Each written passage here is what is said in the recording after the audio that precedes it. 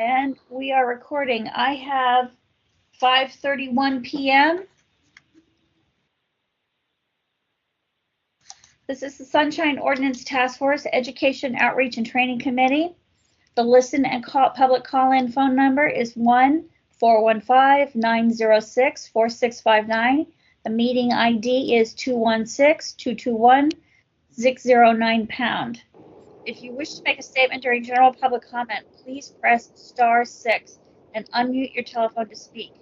Please press *6 to mute your telephone once you are done with your statement. Remote access to information and participation. In accordance with Governor Newsom's Executive Order N3320, declaring a state of emergency regarding the COVID-19 outbreak, and Mayor London and Breed's proclamation declaring a local emergency issued on February 25, 2020, including the guidance for gatherings issued by the San Francisco Department of Health officer, aggressive directives were issued to reduce the spread of COVID-19.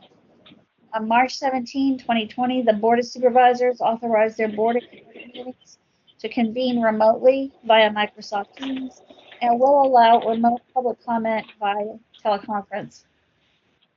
If you're not speaking, can I ask you to mute yourself so I can get through this?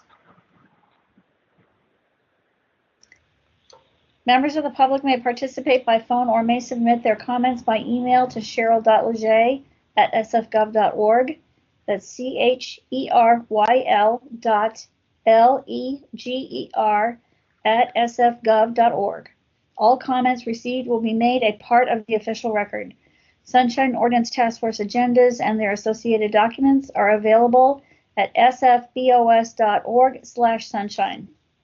As the COVID-19 disease progresses, please visit the Sunshine Ordinance Task Force website regularly to be updated on the current situation as it affects the legislative process.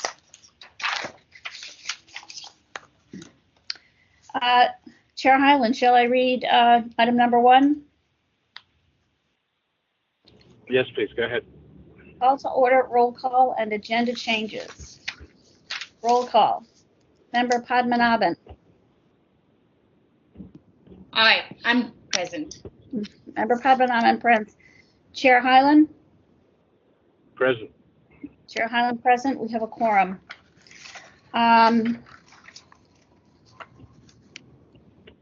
Agenda changes. I had received an email from Chair Hyland regarding item number 5, 21086, a complaint filed by Anonymous against the district attorney, noting that Anonymous might not be available for this hearing. So is Anonymous present? Anonymous is present, yes. All right. Is this true? You are only available for item number 4? Can you hear me? Hello? Yes, I can. Can you hear me? Yes, I can. Can you hear me? Hello, Anonymous? I can hear you now. Okay, great. So is this true? You would not be available to speak on item number 5, file number 21086? No, I'm here. What I had asked before the 5 days was I would prefer to have one, but I'm here anywhere, so I'll just do both of them. There's no reason to delay. Let's just do them. All right. Thank you so much. Okay. No agenda changes. Chair Hyland, shall I read item number 2? Yes, please. Item number 2, adoption of the minutes for the September 14, 2021 Education Outreach and Training Committee meeting. I have a copy of the minutes. If anybody has changes or suggestions, if anybody does have changes or suggestions, you may also submit them in writing to my email, which I read earlier. I'm happy to take them in that format as well. Do we have any changes, Chair Hyland or Member Padmanabhan? No changes for me. This is Member Padmanabhan. Okay. Chair Hyland? Nothing. No changes. No changes. I'll make a motion to approve. And I second it. Hiya. Sounds like we have a third. All right, Cheryl, if we take some public comment on the minutes, please. Sure, just a second. I'm just getting my clock ready. Okay.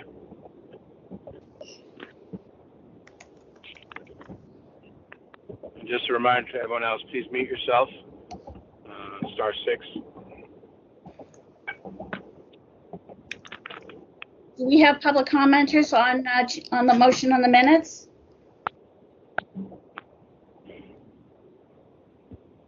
Anyone for public comment? Item number 2, approval of the minutes from September. Okay, hearing no public comment,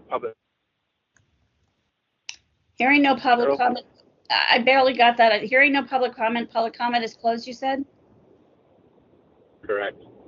All right. Shall we vote now? Yes, please. All right. Chair Hyland. Aye.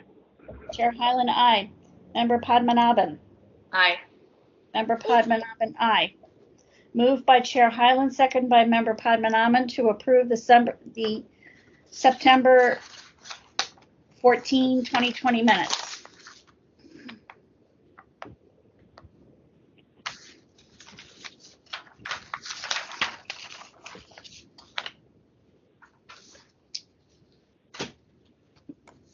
Okay. Shall I read item number 3, Chair Hyland? Yes, please. Item number 3, public comment. Members of the public may address the Education, Outreach, and Training Committee on matters that are within the committee's jurisdiction, but not on today's agenda. Do we have public commenters? Yes, anonymous number 3.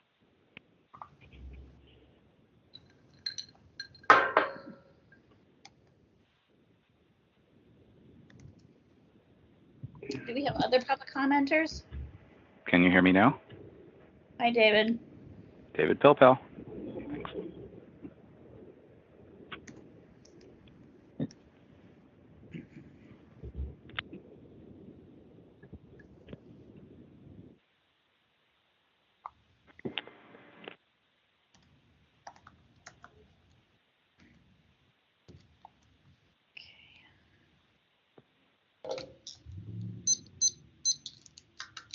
Anonymous number 3, are you ready? I am. Go ahead, sir. Thank you very much. So as always, I'm going to talk about general sunshine issues that maybe this committee or the full task force can help out with. So as I believe the committee knows, the city uses 2 computer systems. One is called Next Questions, the other is called GovQA, for many of its departments to track online its records requests. However, the vast majority of departments do not make those requests or the records responsive to those requests that the city staff have already done the work to redact and disclose publicly available on the internet. And often even worse, and which I believe is a violation of the law, they don't let you see your own requests and records without creating accounts and signing in, which I've discussed at other committees. And so I believe SOTF will be seeing a number of complaints across the city, not just from me, but from others as well, forcing the city to open up Next Request in GovQA so that all public records can be accessed without any form of agreement to a private terms of service, a private policy, a private privacy policy, or the city's employees' acceptable use rules. And that's because the law does not allow any extra statutory restrictions on access to public information. And there's a whole other group of agencies that don't make any of their public records available online. And the easy way to solve that is just a bunch of people making requests to all of those agencies, which includes nearly every elected official, for all of their public records that they've recently disclosed. And the right thing to do is make all of this stuff as accessible to the public as possible. We have the internet, we should use it. It doesn't make any sense to use it in a way that limits access to these public records. These are, of course, public records where someone has already done the work to figure out which parts are disclosable and redact them. Thank you very much.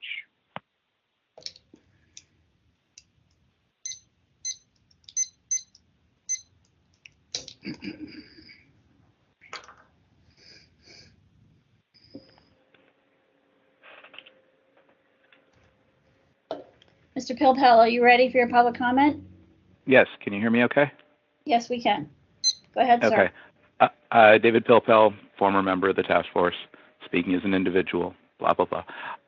So since the last meeting of the full task force last week, was that the one that ran until 12:30 in the morning? I think so. Anyway, I drafted a, 6-paragraph possible memo that the task force, in my view, could issue to all city department heads and chairs or all members of boards and commissions and policy bodies. I'm still playing with the text of it. I do intend to get it to Cheryl so that she can get it to you, either for this committee's consideration at a future meeting or for the full task force. I'll leave it to your discretion whether you want to hear it in committee first or just send it to Chair Wolf and see where it goes. Since the equal time rules don't currently apply, if you want, I can read it very quickly, or if not, I can not read it at all tonight. I'm certainly, open to input on how to craft it. It ultimately would be up to you if you choose to adopt and send it. So it ultimately would become your document.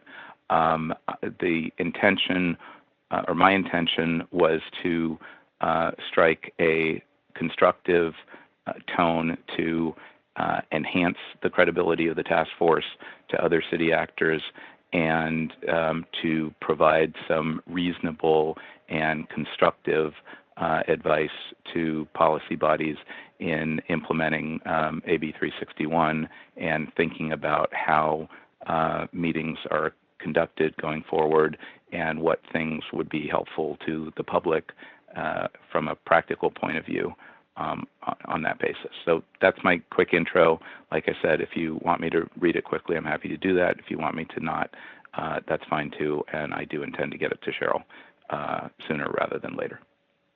Thanks.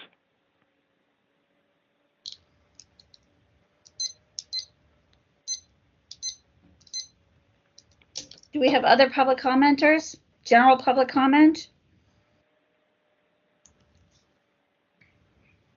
Cheryl, I see a raised hand. I'm not sure who it belongs. Oh, yeah. Oh, it's disappeared. Did the person who have their hand raised wish to make a public comment? I lowered it. Thanks. Oh, okay. Okay, now we know. Okay, Chair Hyland, I think we can close public comment. I'm not hearing from other members of the public. That sounds great. Thank you. Can a public ask a question about the process here? I don't see why not. What's your question? Sure, go ahead. I'll allow it. Go ahead. So the question is, are we supposed to be in the computerized version of this meeting where we can raise hands or lower hands, or no? Typically, no, you're not supposed to be. You're just supposed to be online on the audio portion, if I'm not mistaken, Cheryl. Yeah, this is Victor Young, clerk. The committee are connected via Teams. Therefore, raising of hands is not possible by members of the public. Okay. Mr. Chair?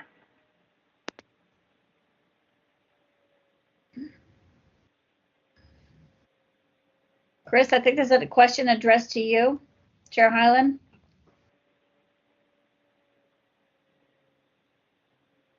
I'm sorry, what was that?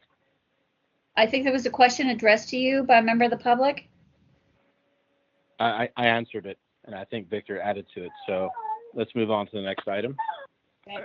I was just going to explain. It's David Pilpel. I'm on the phone just like other members of the public, but in figuring out how to mute and unmute, I also found that if I hit *5, that has the effect of raising the hand. And so that may be a way, if you choose to ask people to identify themselves if they want to make public comment, and then I hit *5 again to lower the hand. I guess that's just a feature. That's all. Good to know. Thanks. Thanks, David. Sure.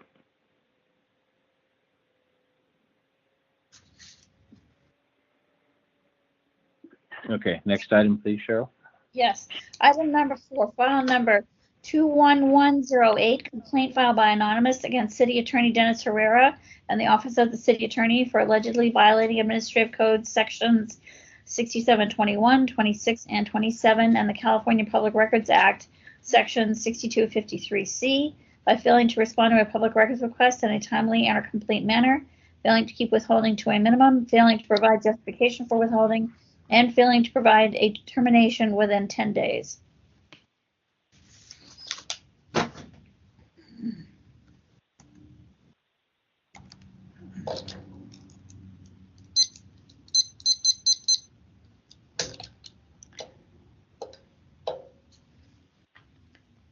Chair Hyland, I believe we are ready to accept testimony from both parties. We want to make sure that Anonymous is still with us for this case. Correct. It's Anonymous number 3. Okay, and then a representative from Dennis Herrera's office. This is John Cote with the City Attorney's Office. Okay, great. So at this time, Chair Hyland, I think we should allow for the parties to make their statements. They each get 5 minutes. Yes, Unless- Cheryl, just go ahead with the normal procedure. Yeah, you don't Okay. have to ask me each time. Yeah. The petition, we are in item number 4. The petitioner has 5 minutes. Anonymous, are you ready? I am. Go ahead, sir. Thank you very much. This is Anonymous number 3, the complainant in this case. In March of this year, I asked for the communications between the City Attorney's Office and City Adversary Recology and its affiliate Sunset Scavenger Golden Gate, and their attorneys in this lawsuit and settlement that is widely known about the fees for charged to ratepayers. They, in the end of August, I believe, denied all access to all parts of all of those records. They have given you their argument why. I don't think there's a dispute as to the fact that these are public records in the sense that they are records about the conduct of public business in the constructive possession of the Office of the City Attorney. I don't think there's any dispute that this is under your jurisdiction. If you want me to, I can argue the why parts of these records should be disclosed, but I don't believe that is what is done at this committee level. I'm happy to argue why their exemptions won't apply, but I don't think, unless you want to spend time doing that here, since that's not a decision this committee makes, I'm not sure if you need any other information from me. That's it. Thank you very much.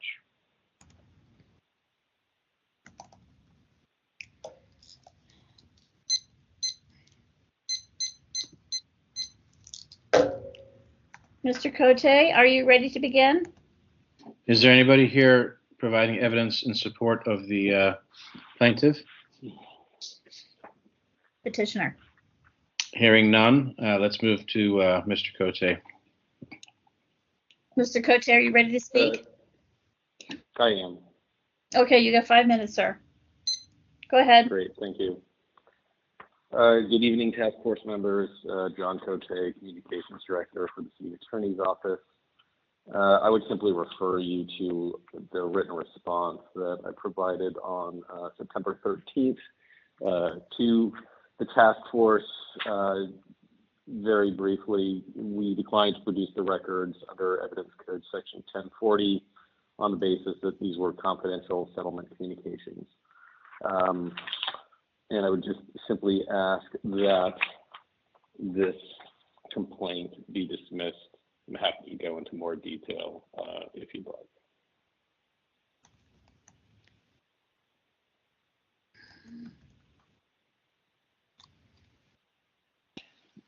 Is that the end of your testimony, Mr. Cote? It is. Okay, thank you. Is anybody in support of the respondent in this case? Hearing none, the matter is before us, members.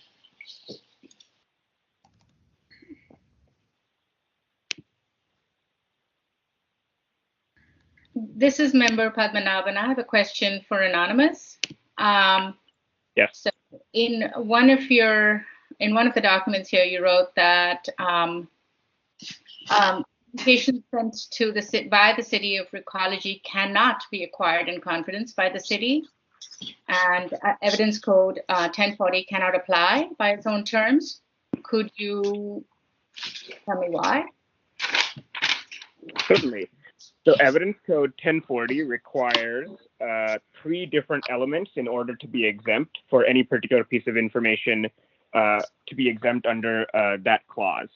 So I'm reading from the Evidence Code here. So first, it requires, quote, the information be, quote, acquired in confidence by a public employee in the course of his or her duty, end quote. It requires second, quote, not open or officially disclosed to the public prior to the time the claim of privilege is made, end quote. And according to the subsection of official information privilege that they're using, it also requires, and this is also, it's not an or, it's an and it requires, quote, disclosure of the information is against the public interest because there is a necessity for preserving the confidentiality of the information that outweighs the necessity for disclosure in the interest of justice. And there's a rest to that probably doesn't apply here. But so the information has to be, we discussed this during the future calendar case for the mayor. The information has to actually be acquired in confidence by a public employee. So when the public employee is generating information, making up their own information, like offers of settlement, for example, that's just one example, I don't believe that that specific information can be, quote, acquired in confidence. And the second part of that, even they discuss in their response, well, a bunch of information about this case is already known to the public. And any information that was known to the public as of the date they asserted the privilege, which is, I believe, August 27th, wouldn't apply to the definition of official information either. Their argument is, well, if there's a confidential informant or a whistleblower who is giving information to the city, the responses for that person back to that informant may still be information acquired in confidence. And while that's possible, that's potentially true. That doesn't mean that every single communication sent by the city to Ecology could be, quote, acquired in confidence by the public employee themselves. That would be my argument. Thank you.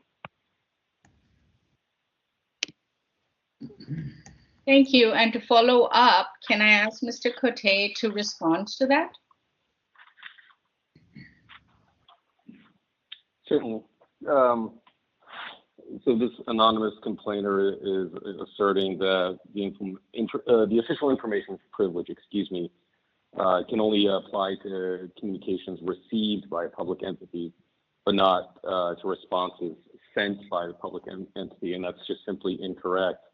An agency may refuse to disclose official information, and an agency's written communications to a confidential source, for example, can reflect the information that the source has provided to that agency in confidence. So, Anonymous seems to be arguing that merely responding to a confidential source, even as a follow-up question, automatically waives these protections, and that argument is totally inconsistent with Evidence Code Section 1040.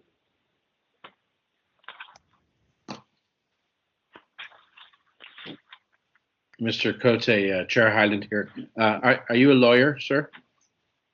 No, I'm not. Okay, so you're getting this advice from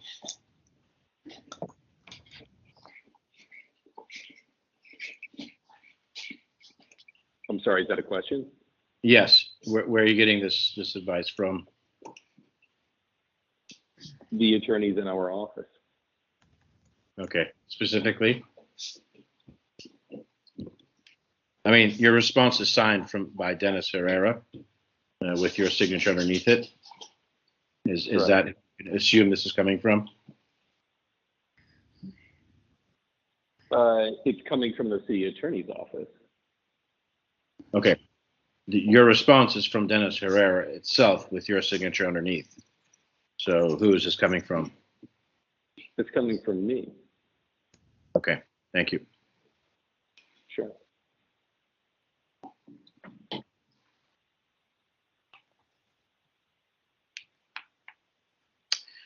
All right, I think, it's not our practice in the subcommittee to dive into the merits, but Mr. Cote, I have seen many responses from you over my 10 years on this board, on this commission, where It's just he says, she says.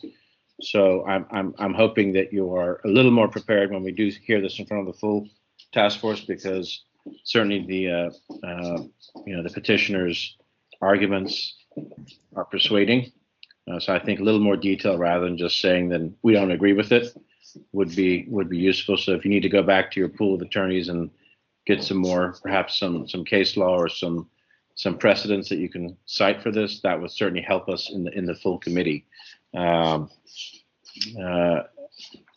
Padmanabhan, I don't know if you have any other questions, but this is I think probably in our jurisdiction, ready to go up to the full task force. I believe so. Okay. And would Anonymous like to make any last, in fact, both of you can say, closing arguments if you like, not that we're quite going through that process, but I'll allow you both a couple minutes to add anything to this before we send it up to the full task force. Who would you like to go first? Go ahead, Anonymous. Okay. Excuse me. Before we, Anonymous, I've already made my point. Sorry. Do you need to time me? Chair Highland, I didn't know if you wanted to time those No, minutes. we don't need to time this. This is just a chance for them to rebut. Yeah, go ahead. Okay. I already explained the parts of Evidence Code 1040 that I'm going to rely on. But there's also a principal issue here, which is this notion that everything that's a settlement is confidential is not supported even by San Francisco local law. There's a local law in 6724 that talks about, in fact, communications with the adversary after a settlement. They weren't using that argument. They're using the Evidence Code 1040 argument. The reason I'm bringing this up is this concept that settlement communications are just blanket exempt is it's not supported by local law, even if there is some state court case. There's a special local law about this. And moreover, I have these communications before from, for example, a different city adversary, and this task force has heard it before, Brian Carmody. You guys already heard the case, SOTF 19120, city attorney's office versus, or myself versus city attorney's office. And I was able to get communications between them and a city adversary and lawyers. So I'm not sure why this is so different. Thank you. Thank you. Mr. Cote, I would like you to address what he just mentioned there in the full task force hearing. So if you want to go back and talk a little bit more about that, I'm just serving you notice that we will be asking you about exactly that you just brought up. If you'd like to add anything, you may. What specifically? What he just mentioned. In other words, not 1040A, but the other piece he just mentioned. And I can have Anonymous repeat it for you if you'd like. Certainly. Anonymous, go ahead and just repeat that portion that you're relying on.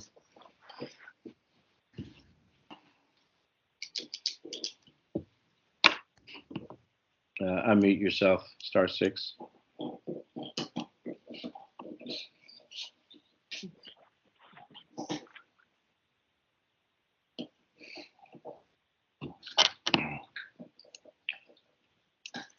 Anonymous, are you still there? Yes, I am. Can you hear me? Okay. Yeah, we can hear you now. Yeah, if you just repeat that last part where you said you're not relying on 1040A, but on another piece that you've had success with in another case. Just repeat that for Mr. Cote's edification, because I'm going to ask him to prepare a response to that directly going forward. Sure. Sure. I want to be clear. I'm not saying I'm not relying on Evidence Code 1040. I already explained why Evidence Code 1040 I don't believe applies to 100% of the information in my earlier testimony. I'm Correct. saying that there's a specific local law in 6724, and I've emailed it to them before, about communications between the city and city adversaries when there's a settlement. I think it's 6724B2, but I've emailed it to them. I'll have to check it again. So. Okay. All right. So, Mr. Cote, 6724B2 is what we'd like you to address at the full task force. So if you could prepare a response that addresses that, that would be very, very helpful. Certainly. We'll look into it. Great. Thank you. All right. Any public comment on this item? Cheryl, if you can handle that. Yep, just a moment.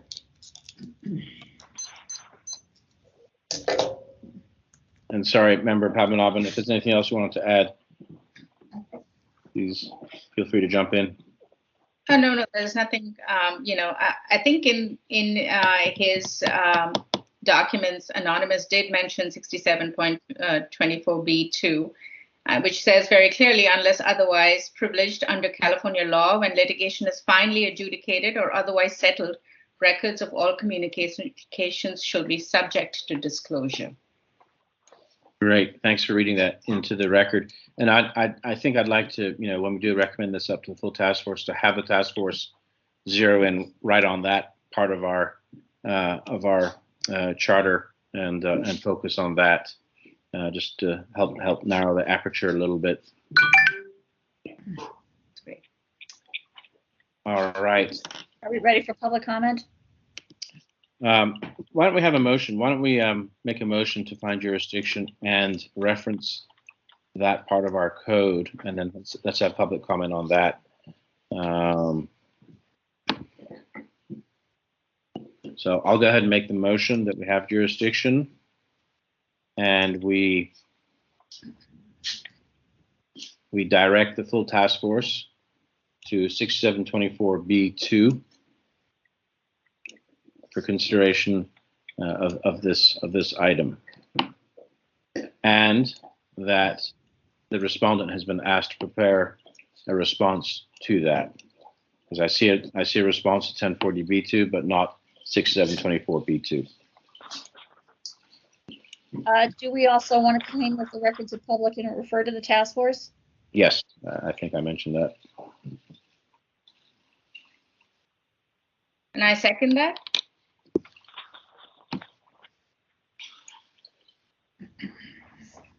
And when you're ready, Cheryl, we can have some public comment on that. Okay, just a second. Thanks.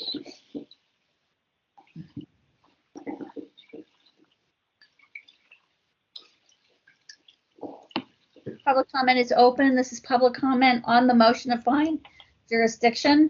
Do we have public commenters?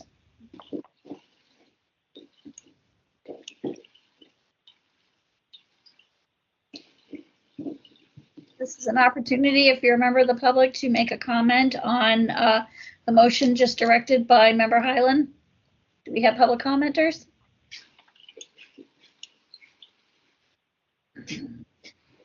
Please unmute yourself by hitting *6 if you want to make a public comment.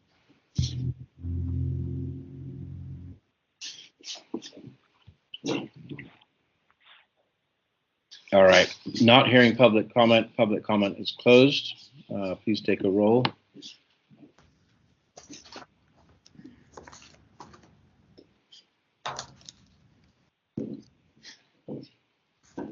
Chair Hyland. Aye. Hyland, aye. Member Padmanabhan. Aye. Member Padmanabhan, aye. Moved by Chair Hyland, seconded by Member Padmanabhan to find jurisdiction and direct the task force, the Sunshine Ordinance Task Force, to 6724B2 for consideration of this item, and that the respondent has been asked to prepare a response to that. The records are public and refer the matter to the task force. Perfect. Thank you. Okay, just a second.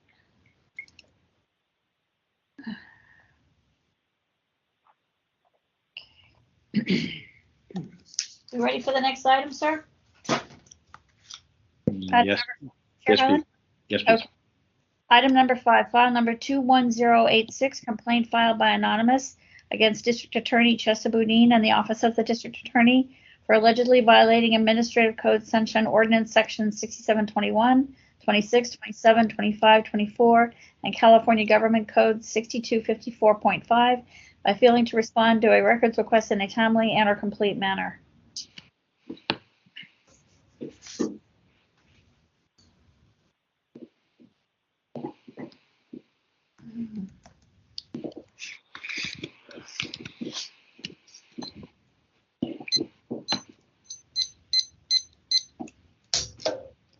I believe we have Anonymous here. Do we have a respondent for this party, for this issue?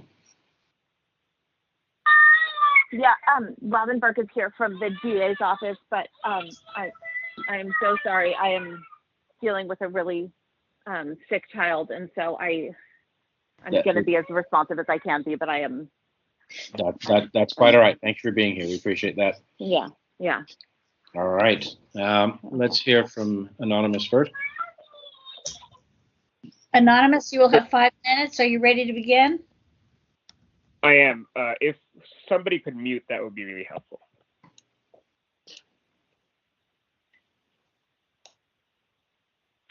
Okay, I think that's, yeah, you may begin now. Yes. Thank you very much. This is Anonymous number 3, who is also the complainant in this case. This one's kind of different than what you normally see. There's going to be some normal, usual alleged violations and something that you don't normally see. So in this case, I asked for communications between the district attorney's office and 2 specific journalists, Radley Balco and Dion Lim. And the history here is that one of these journalists is very critical of the district attorney and one of them is supportive. And I believe that there is basically selective disclosure going on, and I believe the records themselves demonstrated that. So that's one of the major issues here. So they tell, this office tells Ms. Lim that all information about cases with juvenile, alleged juvenile defendants, let's put it that way, is confidential, and that may very well be the case. And then they turn around and one of their assistant district attorneys, in text messages with the supportive journalist, Mr. Balco, discloses certain information about witnesses or victims to him. And so I sunshined all of that information. They initially produced most of this information to me, both their responses to Ms. Lim and Mr. Balco. Then they issued a request for taking back certain information, including some of that witness and victim information disclosed to journalist Balco. And so I'm going to argue that that's a violation of Government Code 6254.5, where they can't do that. By disclosing it to one person, they must disclose it to all. And there are a variety of other issues that are kind of more mundane, normal public records violations here. One of the most important, which is they apparently within the office of the district attorney wrote up this Word document of criticisms of Ms. Lim's news coverage. And then they gave this Word document to Mr. Balco, but they wouldn't give it to me. They'd only give me screenshots of it. And because they disclosed this entire Word document, I want that original Word document, which they have given to him. I'm going to look at it. I'm going to see who wrote it, how long they spent writing it, and everything else. And the reason I can do that, and I can look at all the metadata, is they released all of that to Mr. Balco. And the moment they released any information to another journalist, I have the same access to that information.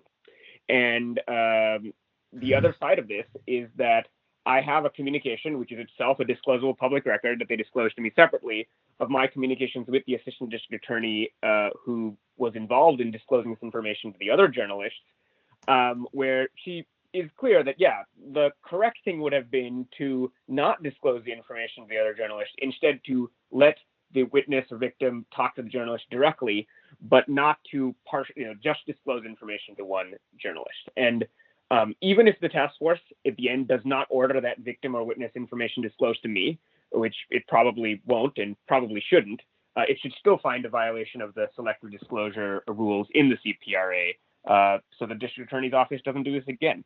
Thank you very much.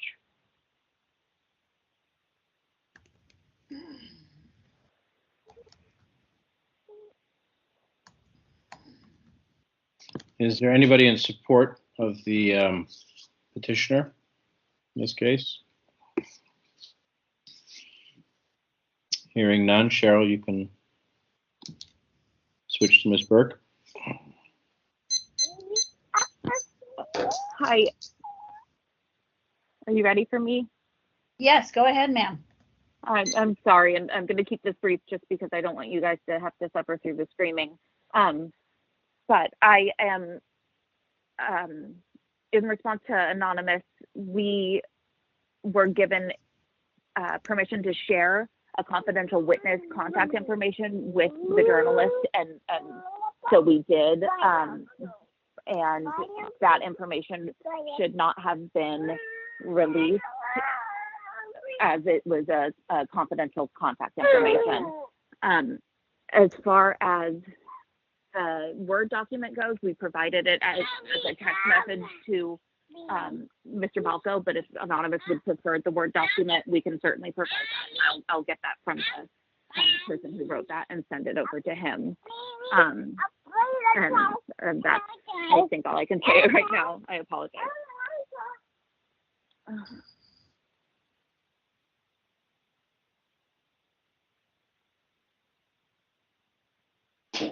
All right. Well, it sounds like they're in good spirits, even though they may be ill. So hopefully they'll get better. Do we have anybody in support of the respondent?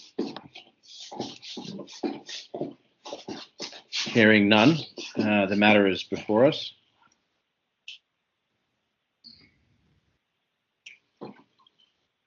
Member Padmanabhan, would you like to lead off? Yeah, I could. Ms. Burke, I'm sorry, just a quick question for you.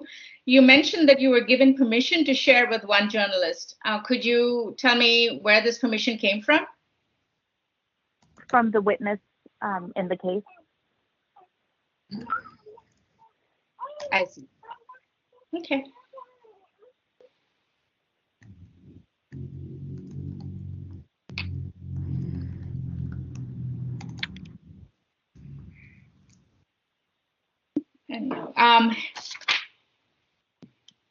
So there is some selective information being released to one party and not another. So I do believe that this can go to the task force.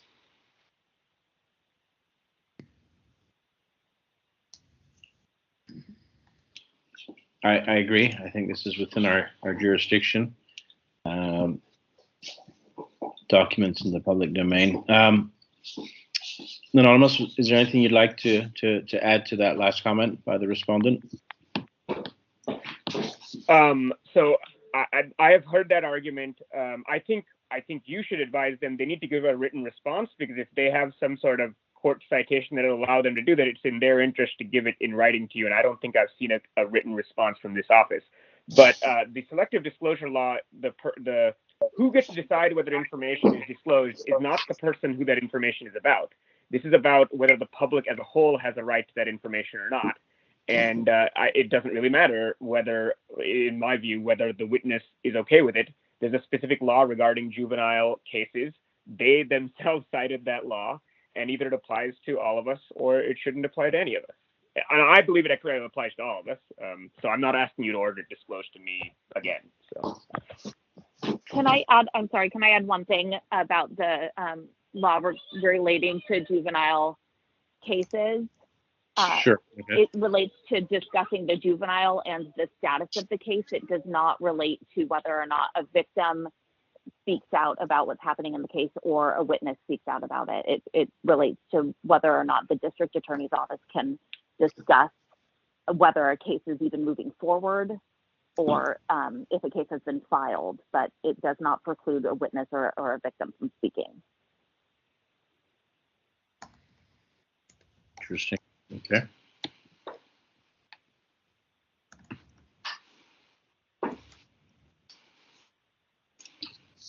Would you like me to respond to any of that? Yeah, go ahead.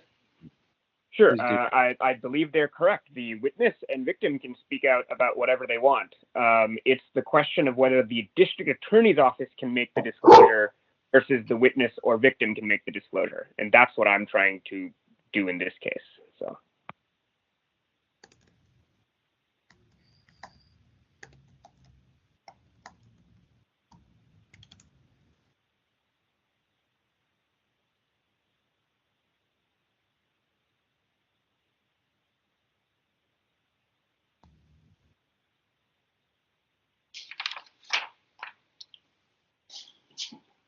Jaya, any other thoughts on this?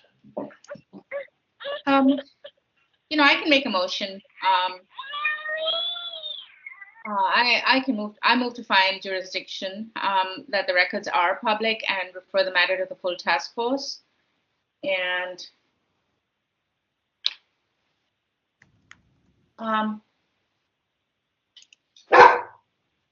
maybe refer to, there are a bunch of violations, but I think 67.26 for failing to keep withholding to a minimum. perhaps, and 67.27 for citing justifications that did not apply. Okay, good.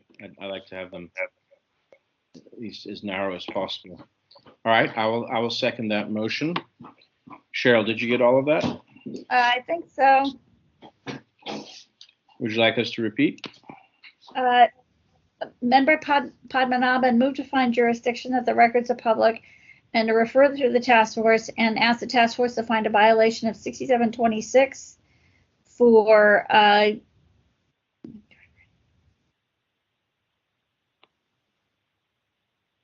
sorry, I didn't get it down right. For failing to keep withholding to a minimum? Yeah, and 6727 for citing justifications that did not apply.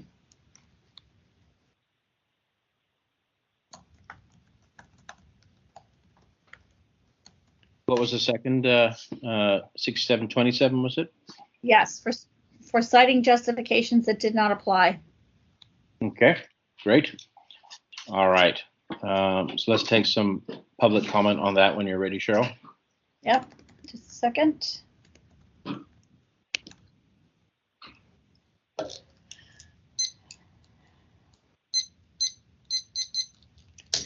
Do we have public commenters on the motion?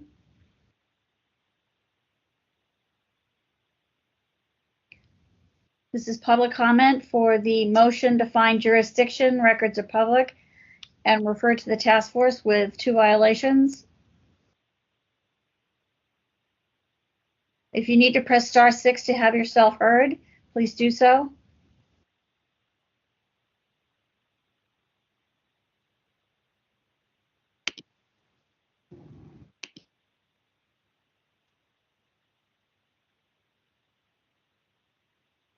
This is a call for public comment. Chair Hyland, I don't think we have any public commenters for this particular motion. Okay, let's take a roll.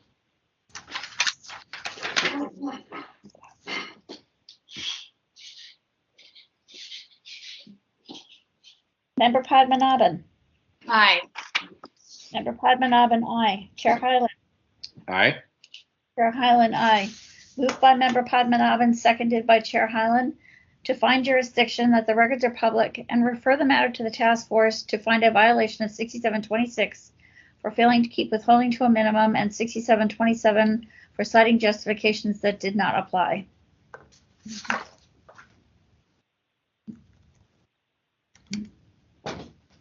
Thank you. Thank you, Anonymous. Hopefully we got you out within the hour you had budgeted anyway. Yep. Bye-bye. All right. Bye-bye.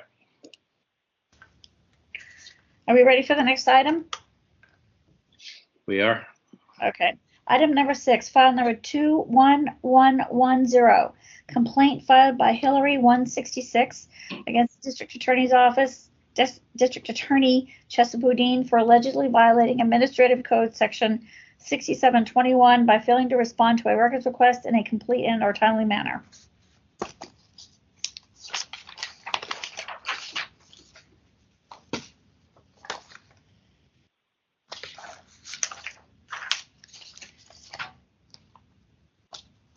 Do we have a petitioner present for this?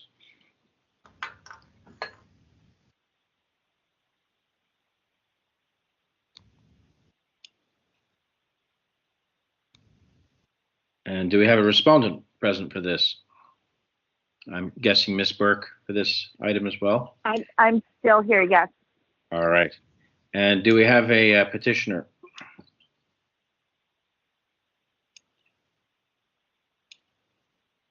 I'm half expecting Anonymous 3 to pipe up sotto voce, but I guess that's not the case.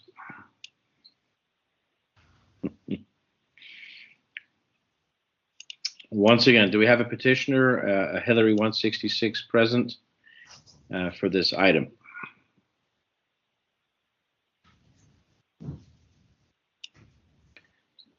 Cheryl, do we have any communications, any responses about them being present for this meeting? No, there were no communications, either verbal or via email or fax. Okay, you just sent the notice and received no response? I sent the notice and I sent the agenda packet. So they should have seen that their item was on the agenda with corresponding materials. May I make a suggestion? Yes, please go ahead. I was going to say, if the petitioner is not here, we should move to table the matter and give her 60 days to reopen the complaint. Yeah, I guess that's our standard practice these days. Jaya, what do you think? Yeah, I agree. What happens sometimes in these cases that the next day the petitioner will get in touch with me and apologize for not being present, and would like to keep their matter open. But in this case, since the petitioner is not here, not present, that's what I recommend we do. Yeah. And you didn't hear from the petitioner too, so. No, I didn't. I didn't. Yes. Well, I can make a motion to table the matter.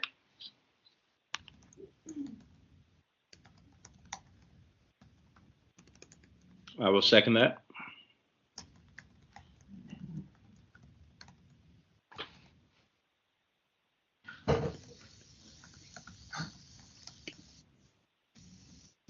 Should we take public comment on the motion? Yes, please. This is public comment for the motion to table item number 6. Do we have any public commenters?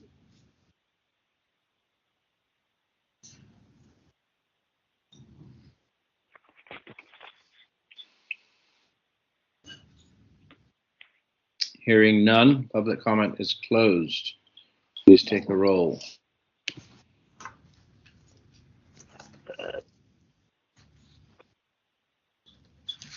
Member Padmanabhan. Aye.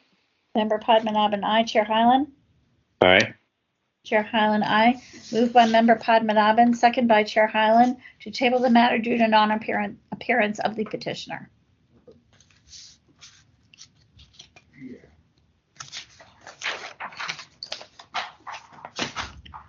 Shall I read the next item? Yes, please. Item number 7, file number 21087, complaint filed by Winship Hillier against the Behavioral Health Commission for allegedly violating Administrative Code Sections 67.7, 67.9, and 67.15 by failing to make documents available to the public as soon as they are available, by failing to list proposed actions on the agenda, acting on a matter not listed on the agenda, and by failing to approve a rule allowing the public to address the body and California Government Code Section 54954A by failing to provide the time and place for holding regular meetings. Dates relevant: January 20th, 2021, February 3, 2021, February 9, 2021, February 18, 2021, and June 12, 2021.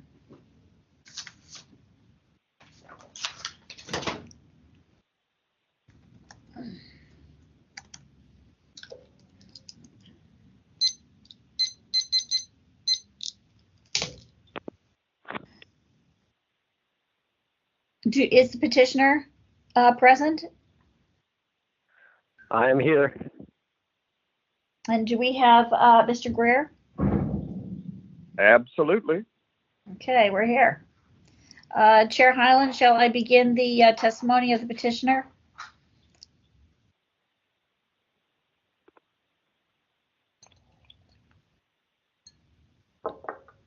Actually, I'm going to do this a little bit differently, because we heard this for quite some time in the main task force not too long ago. And Mr. Hillier, I think you mentioned in this that you've identified different violations that we didn't cover in the full task force. Is that correct? No. Well, yes and no. there are some differences, but there are many similarities. This covers a different time period than what was heard in the task force last week. Okay, so what I'm going to do is I'm going to jump right in here and tell you that, complaints like this ad infinitum are not going to help with the correction process.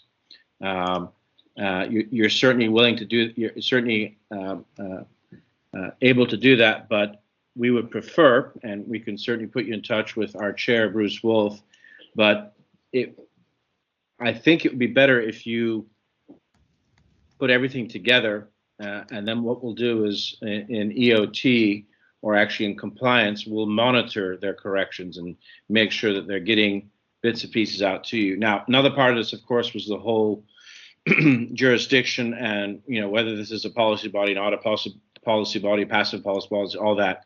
We have a separate item open for that, and that discussion will continue at the call of the chair in the full task force. But I don't know if you have many more items like this, Mr. Hillier, but Mr. Winship, rather, I'm calling you by your first name. But my advice is to kind of combine it all, and we'll have compliance amendments track, and we'll have a schedule that's reasonable. They can start producing the material that you want. They can start addressing the corrections. We'll look at their training, etc., rather than doing this ad infinitum. So I'll let you respond to that first, and then I'll let the respondent respond to that. So let's start on that foot. Go ahead. Okay, I'm not sure I quite understand. I am actually in the process of formulating another complaint. I'm sure you are. To be submitted shortly. Some of these violations were not covered in the SOTF hearing last week. 54.9, 54A, and 15C were both not covered. I apologize. It says 15A in the heading of claim number 5, which should be claim number 6 in the complaint. It should be 15C, failure to pass a rule regulating public comment. So those are two new sorts of violations that haven't been discussed yet. And as for putting it all together, I'm not quite sure what you mean, because the violations are ongoing. I have not had any success with getting them to comply on my own, and it's too early to tell whether they'll comply with the partial SOTF ruling that was given last week. Back to you, Right. Mr. Chair. Right. So basically, with reference to the order of determination that has been made, well, we can certainly note that for the record. You can add on, other things that you feel are different.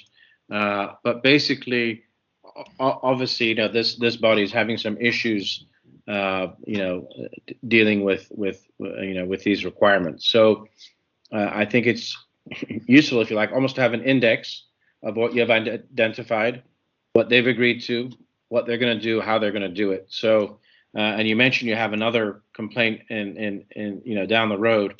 I would urge you to combine them all into one matter. That matter can come before the full task force. Then it will go to compliance to make sure that it's being addressed, rather than a handful of. I'm not going to say duplicative, but it's approaching that, because we're hitting the same sections of the code and the violations, and there's only so much they can do to get better and recover. Now, it's important that we get the stuff for the record, and understand that's part of what you're doing. But I think there's a balance of reasonableness here, and that's what I'm urging you to consider. Member Padmanabhan, did you have something you wanted to add? I think you're still on mute. The only thing I want to add is most of the violations listed in this are violations of agenda. And it's only claim number 5 or 6 that requires some sort of release of records. Okay, so, that's a good point. Yeah. So I just want to point that out. Right, and I think we covered a lot of agenda violations at the full task force, if I recollect. Yeah. We don't. The full OD has not come out yet. I think it's still in draft form. So I haven't had a chance to go back and look at that. Mr. Greer, would you like to respond to any of this, just to get your fair time in? Well, I appreciate it, Chair Highland. You know, I just would like to address, I guess, some of the concrete items rather than duplicate and resubmit documentation. I can use the documentation that Mr. Hillier has already submitted. Specifically, those dates, January 20th, February 3rd, and February 9th, and the claims that are associated. Clearly, you can look at his submission on January 20th. The Behavioral Health Commission agenda was posted, and it was clearly available. Item 2 is clearly listed as action item, and we have three areas for public comment, not even withstanding public comment at the end that you can cover anything you want. February 3rd, the site visit was clearly posted. As you can see, go to P389. The site visit agenda was posted. Clearly was posted, clearly available. As in February 9th, the executive committee agenda, that is also on file. So regarding the claims that, you know, he I can't remember what it was, but, you know, that, failing to make documents available to the public as soon as they're available. Well, we put them out 72 hours in advance, just like everybody else. He got it like everybody else. And we were in a electronic meeting mode at that particular time. Also, these dates, February 18th and June 12th, I have no idea what they are relating to unless it's some email that he's talking about. There was no meeting that I can ascertain that took place on the 18th of February, and there was no meeting on the 12th of June that I can ascertain that took place. So I'd need clarity on what those dates are relating to. Then again, failing to list proposed actions on the agenda, that's clearly stated in the agenda. You guys can see that on your own. Acting on a matter not listed on the agenda and failing to approve a rule allowing the public to address the body. Now, pardon my ignorance, but I was unaware that there needed to be a rule approved during a meeting for the public to address the body. We clearly have space for the public to address the body after item issues are discussed. So, I don't know. Edification would be appreciated. And finally, this California Code 5495A, I don't know what that is. And by failing to provide time and place for holding regular meetings. They're posted just like all the other meetings that are posted. I don't know whether he wants a further in advance agenda of proposed meetings, but you know, all the rest of the public and our commissioners get the notice at the same time. So it's posted 72 hours in advance, and that's all I can respond to right now. I'm still trying to get my hands and head around all of this. Thank you. All right, thank you. So back to you, Mr. Hillier. We're obviously this body needs, you know, some oversight as to, you know, agenda, records, and, you know, we'll get into the whole piece about, you know, passive or non-passive meeting body. So I'm kind of tempted, Member Padmanabhan, to break this up into 3 different general areas. One we already have a separate item on, which the chair has taken under his wing to look at. But perhaps we can forward this to the full task force and have them think about, you know, sending us to compliance amendments, especially with agenda items and also like records request items. That's kind of where I'm leaning. there are no records requests in this complaint, and from Mr. Grier's comments, I don't even know that he's read it. We didn't complain that the agenda had not been posted. 9A is not even the appropriate section for that. I'm sorry, 9A. We made several complaints under 9A, 2 complaints under 9A.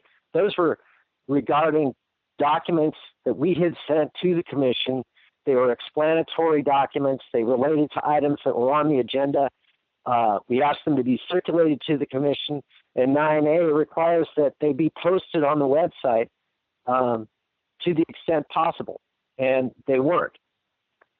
954A, for your edification, requires that a legislative body approve a rule at a meeting defining its meetings, its schedule for regular meetings, and it's the location for those regular meetings. Of course, the location won't go into effect until COVID-19 restrictions are lifted, but the regular schedule should. So the 7A complaints were not about the agenda not being posted 72 hours in advance. They were for, I'm reading it right off of claim number 4, for not labeling each item on the agenda with either action proposed to be taken or that the item is for discussion only. That's what 7A says. If you read 7A, it says that each item has to say the action proposed to be taken or that the item is for discussion only. And then the other 7A, there are regularly things that go on in the meeting that aren't on the agenda. And regularly people take advantage of the Brown Act exemption for doing things that, making brief reports or brief announcements or brief reports on his or her own activities, which are both disallowed under the Sunshine Ordinance. So that's what the second 7A, claim number 6, is about. So this is only one of, there are 6, I think, other complaints before the commission currently that are numbered complaints that are waiting, or either waiting to be heard by the main task force or they're waiting to be heard by a committee. So you're saying, Chair Hyland, that I should go through those and just identify the code sections that are being violated and make a list of those and bring that to the main task force.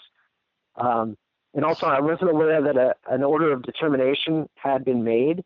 My understanding was that the jurisdictional issue puts the motion finding violations in suspense because you might not have jurisdiction. If you find that there was not a majority of the members present on July 15th, 2020 and other dates, then I suppose that you would reverse those findings of violations. That's why I asked you all being the task force, to address the jurisdictional problems first. So I'm just wondering exactly how do you want me to proceed with the numbered complaints that are already filed, and then you obviously want me to stop filing complaints, but I just want to make sure that the problems do get solved. I appreciate you don't want me filing repeat complaints, but the part of the problem is that the commission, they don't listen. They don't listen. You tell them that they're violating the law.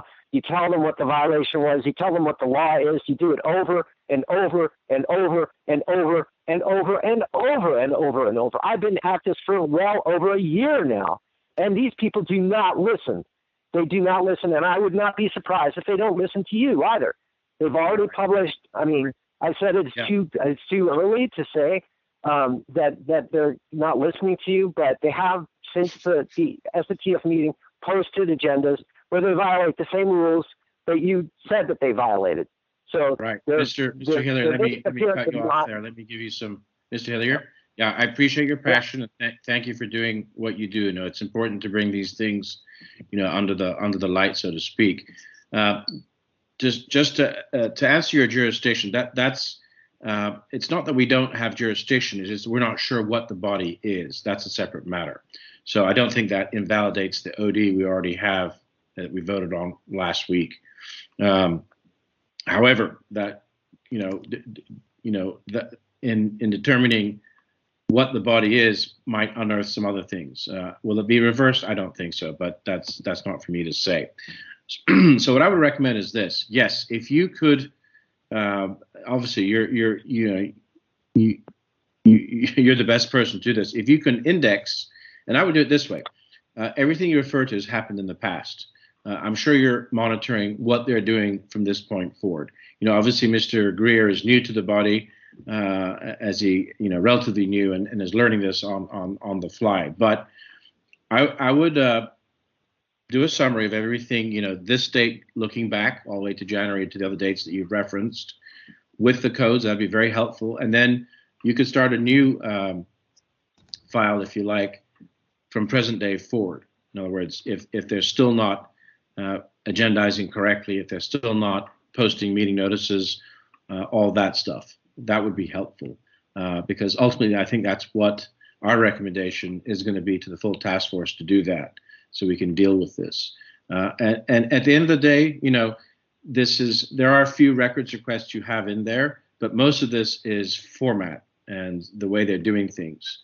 And so we'll have compliance amendments monitor this, as I'm sure you'll be monitoring and letting us know, but we'll also be working with them to make sure they understand what their requirements are under the law. So if you're able to, summarize everything from this date looking back for, let's say, 6 months, that could be one file, and then this date looking forward, that would be very helpful to this task force. And I think that's kind of how I'm going to recommend that the full task force look at this, and give these guys a chance to correct what they're doing wrong. All we can do at the end of the day is get them where we need to get them, so they're doing things correctly and to the letter of the law. Member Padmanabhan, anything to add to that? No, I agree. I think that's probably the best way to proceed. Okay. So obviously, we have, I believe we have jurisdiction over this, as we found last time round. I think if we can refer this to the full task force, and if Mr. Hillier, if you're willing to try and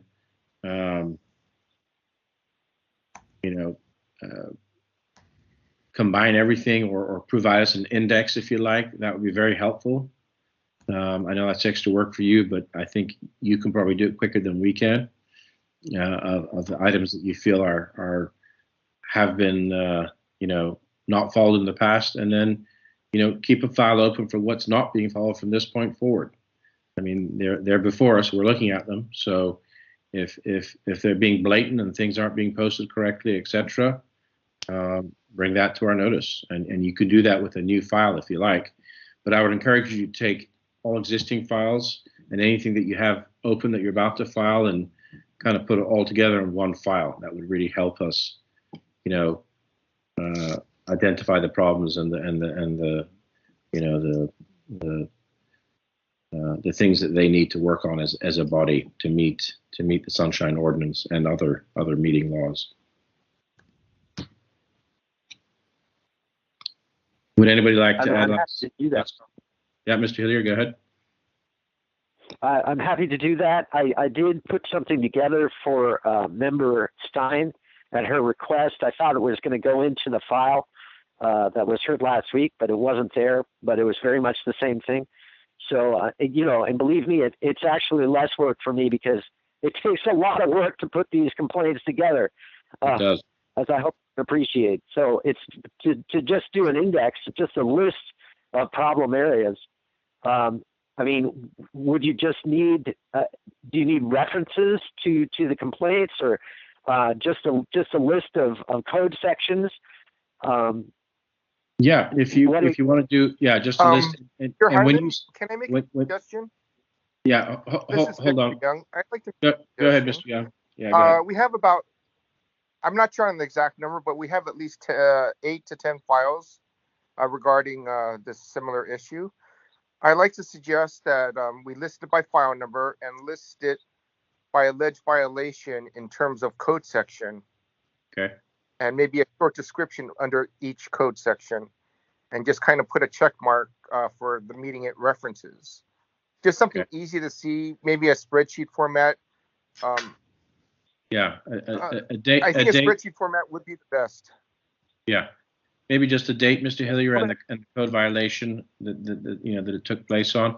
And when you say 7A, you mean 67A, or if you can try and tie it exactly to the SOTF code, that would be helpful for us. Yes, I've seen that. Okay, all right. Yeah, that would be very helpful. And then that'll at least keep us all on track, rather than, it's clear this department has some issues. We don't need to air all the dirty laundry, but we need to identify it, especially the areas and the groupings, and then move forward to correcting it and educating them and helping them be in compliance moving forward. So yes, that would be very helpful. So I'm gonna make that motion that we have jurisdiction forward to the full task force, and that Mr. Hillier is going to help provide an index of all existing cases, the 8 to 10 that Mr. Young mentioned, and then Mr. Hillier, if you want to keep a second index from this day forward, I think that would be reasonable. They're on notice, and if they're still doing things wrong, then we can certainly consider that when it goes back in front of the full task force. And that'll probably be about 3-4 weeks, maybe a month from now. I have 2 questions. One, what was the file format that Mr. Young said would be ideal to put this in? And second is, there's a 6-month gap between when the last complaint, the dates covered by the last complaint that I filed, and the present. So I understand the complaints that have been filed, you want those on one index, and you want violations going forward on another list. But what about the 6 month period between, or basically the last 6 months? Back to you. All right, Mr. Young, I think an Excel spreadsheet would be a good format, and then just list the dates going back as far as your first complaint to current. Even if whatever the gaps are, that's okay. So let's say like the last 6 months, or the last 9 months, the last 12 months.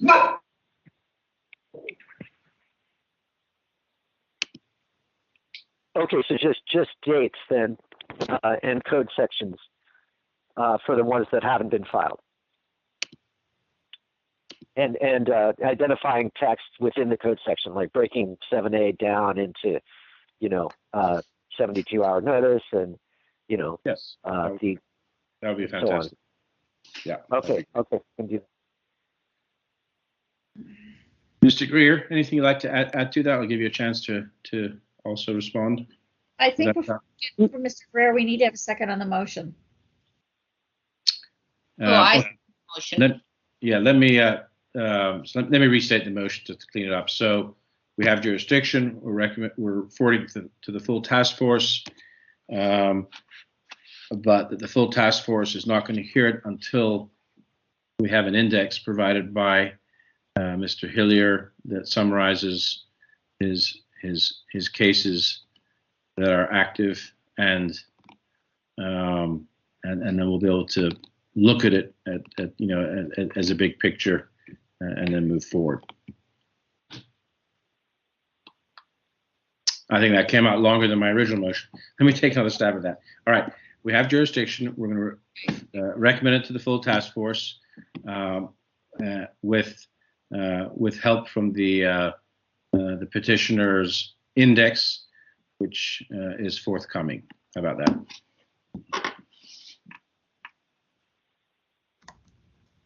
And I second that. And I'm going to give Mr. Greer a quick chance to respond to any of that he'd like to before I take public comment. Mr. Greer, anything? Do you find, is that fair? Is there anything you'd like to add to that?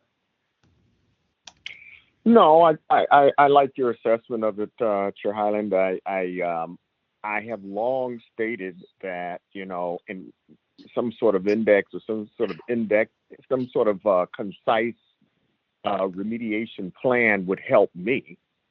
All right, that's what we're trying to do here. We realize that you're fairly new to this.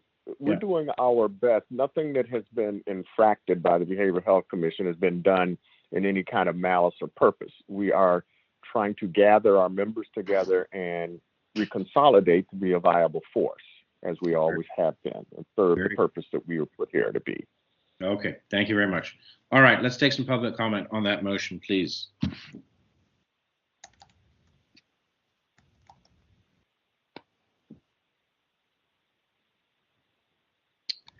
Is there any public comment on that motion?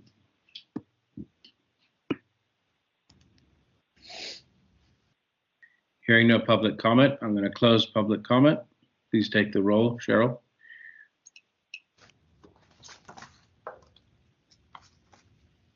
Chair Hyland. Aye. Chair Hyland, aye. Member Padmanabhan? Aye. Member Padmanabhan, aye.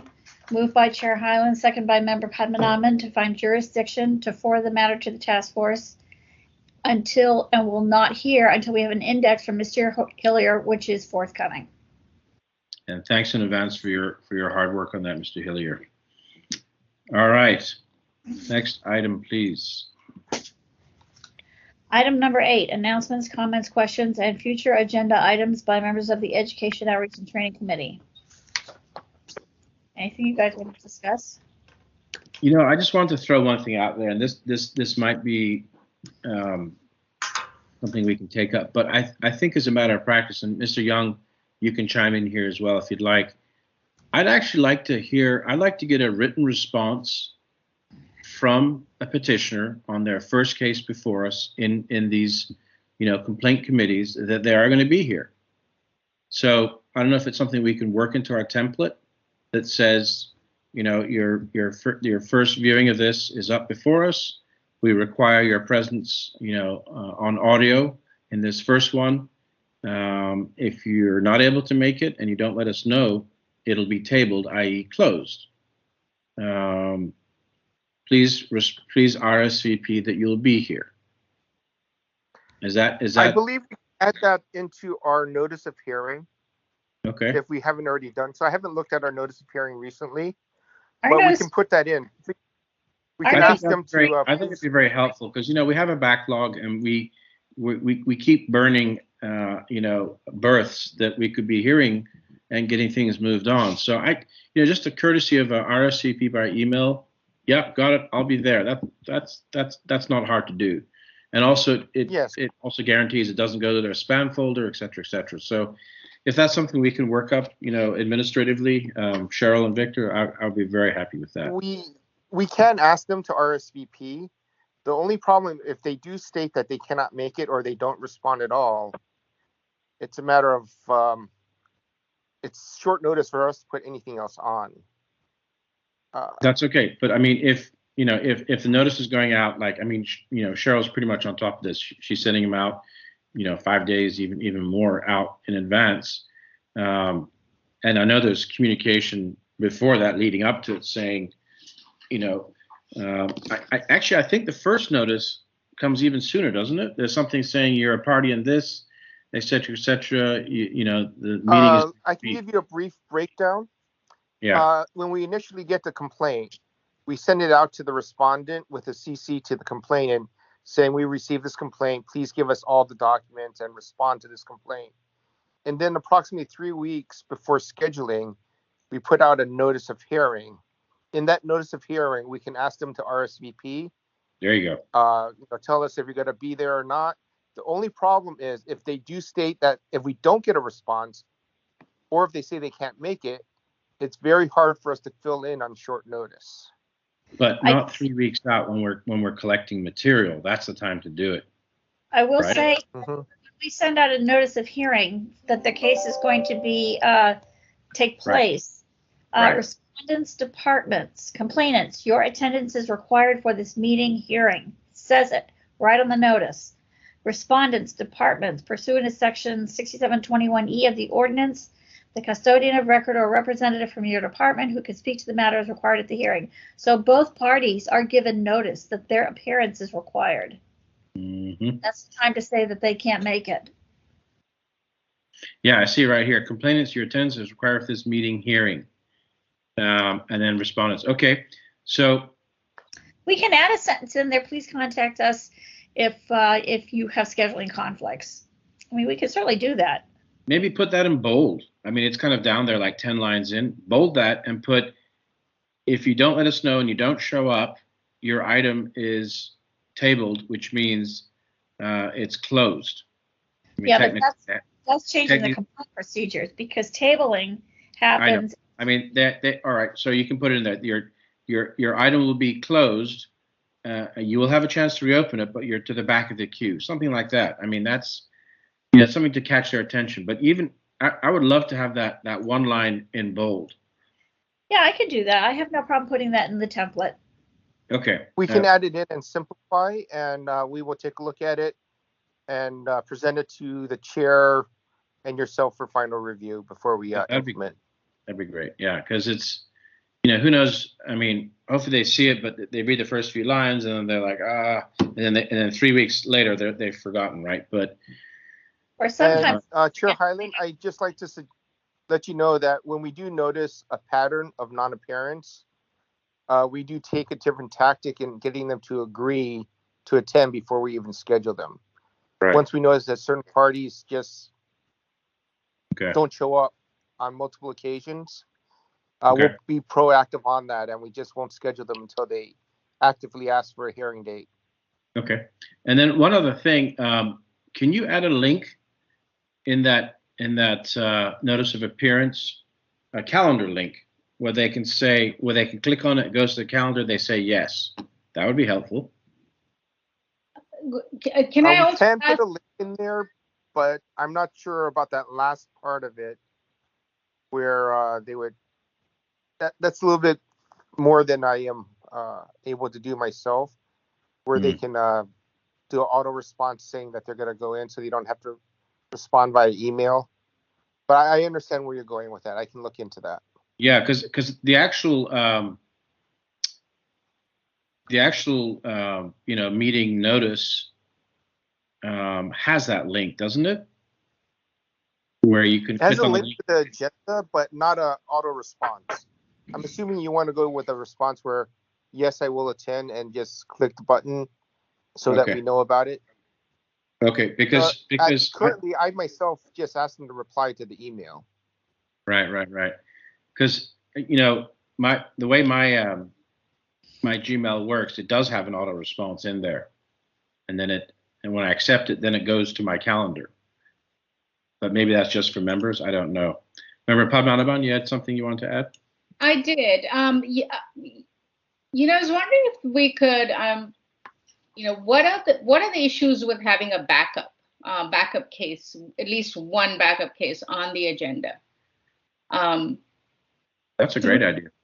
Advance, we could plan that out, and if we receive a response from any petitioner saying that they would not be there, then we can immediately switch to that on the main agenda.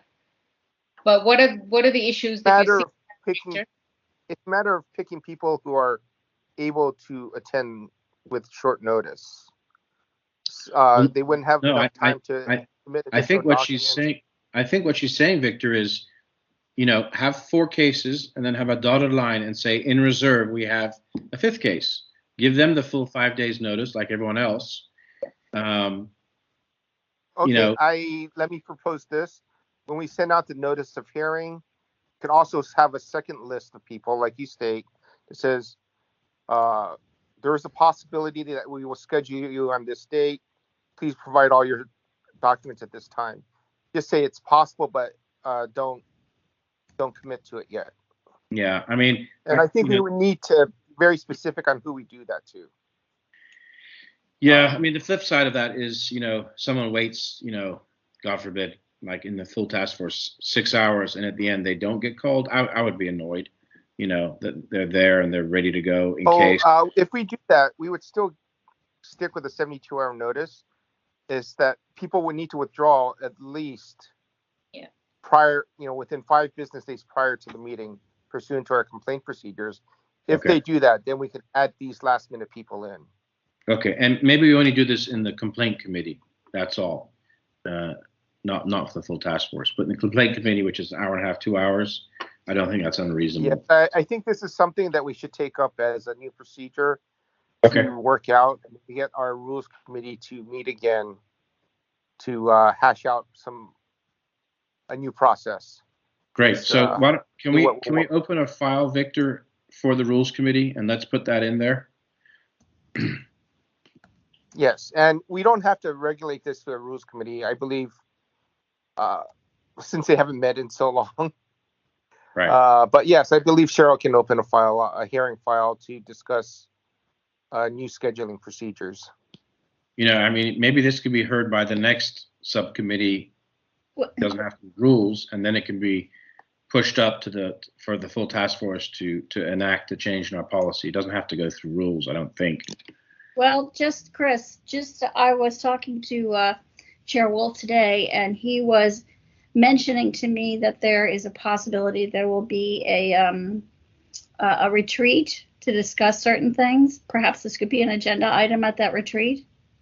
I mean, it'd be pretty quick. We could get it done and hashed out pretty quickly. And the committee will be there. They can provide suggestions. Mm-hmm. I think he's aiming for January for this, isn't he? Typically, that's when he does this. Well, yeah, I know. He typically does that, but he's talking about it now, and this is the middle of October, so I'm not really sure. Right. Let's open an item. And I'm going to say let's take it to the next. I mean, it'd be nice to have us hear it, Jaya, just because we talked about it. At least provide suggestions, so to make it easier for them to take it further. Yeah. Okay. Yeah, let's open the item. Let's forward it to rules, but let Chair Wolf think about whether it doesn't need to go to rules, whether it can go to the next complaint committee, who can then have a formal vote on it. It can be on the agenda item, have a vote on it, and then it can come to the full committee. I think that'll move quicker than waiting for a retreat. I mean, it's a small administrative thing, but it could, 1 or 2 or 3 a month, where we'll cut into that backlog, I think. All right. I think that's administrative, Victor, right? We don't need to have a vote on that. No, this is just a discussion of what we might do in the future. And this is a request to future agenda item, and we can create that file as staff. All right, very good. Is there anything else we'd like to talk about, Member Padmanabhan? No, nothing else. I've been meaning to bring this up in previous meetings, except that we have always, in the main SOTF meetings, except that we've always run so far into the night that it's just become so difficult to focus to at the very end. Anyway, thanks for this, and I'm hoping we can cut the backlog. I think it's a great suggestion. Definitely working on it. We just got.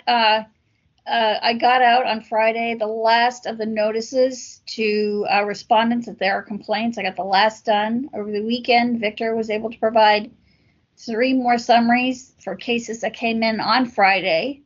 So I'll get those out. I mean, we are up to date on getting the notices out. Nobody's waiting to hear from us. It's all done. So just so that you know that we're on it. Very good. Very good. Great. All right. Let's have some public comment on this agenda item. Is there any public comment?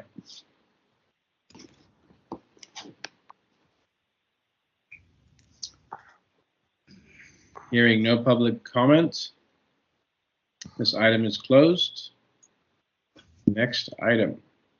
Item number 9, adjournment. I have 7:05. Oh, there's someone with a hand up. There is a hand up.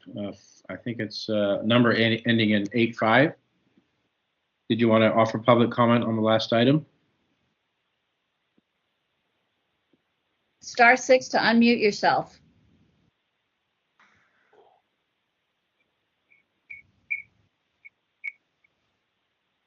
*6 to unmute yourself if you'd like to make public comment on item number 8. Announcements, comments, questions. All right, I see the hand has gone down, so I think we're good. Okay. All right. 7 Who wants to move? Member Padmanabhan, go ahead. I move to adjourn. I'll second that. All right. All right, let me stop the recording. Okay. Thank you, guys. Good meeting. Thank you. Thank you, everyone. All right.